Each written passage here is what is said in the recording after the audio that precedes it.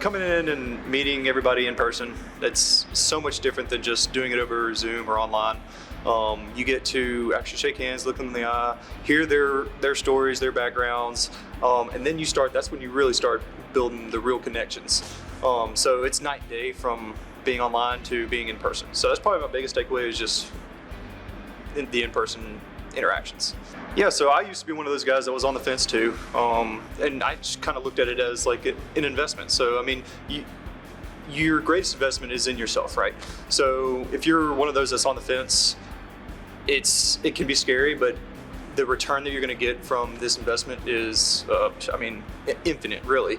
But like, I'm working on my first acquisition right now that'll easily pay for any fees I've paid to get in here. So if you're on the fence, I can't say anything else besides pull the trigger and level up. The quality of people are, I've known several of them for several weeks or several months, but the new ones that you meet over the last 3 or 4 days, they really do become, kind of like family. I mean, you get, like I said, you get to learn their stories and their backgrounds, and everybody's so open and willing to help too. That's the thing. It's like nobody's trying to take your money here or trying to scam you in any way. They're just trying to help you get to where you're trying to go.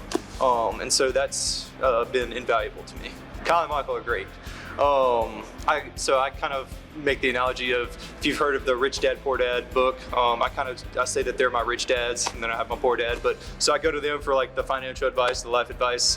Kyle actually hopped on a call with me the other day to kind of walk me through some pretty deep, life-changing decisions, I guess you say, which we got ironed out, and so it's nothing but rocket fuel from here.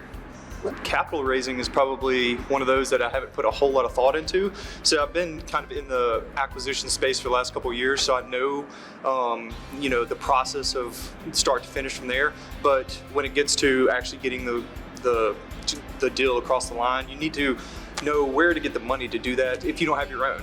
So one of the newer things I brought here is how to raise that capital, and that's going to be one of the key puzzle pieces that was available here. I'm one of those people that says I don't have time. That's not an excuse.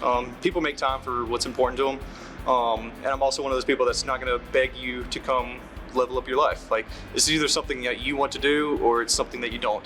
I will tell you that it's been one of the greatest experiences of my life. So I've learned more than I ever did in college or in high school, all of them combined, with a grad degree as well. But yeah, I just tell them, this is what I'm doing. You're welcome to come along for the ride. Please come if you want, but they got to make that decision for themselves.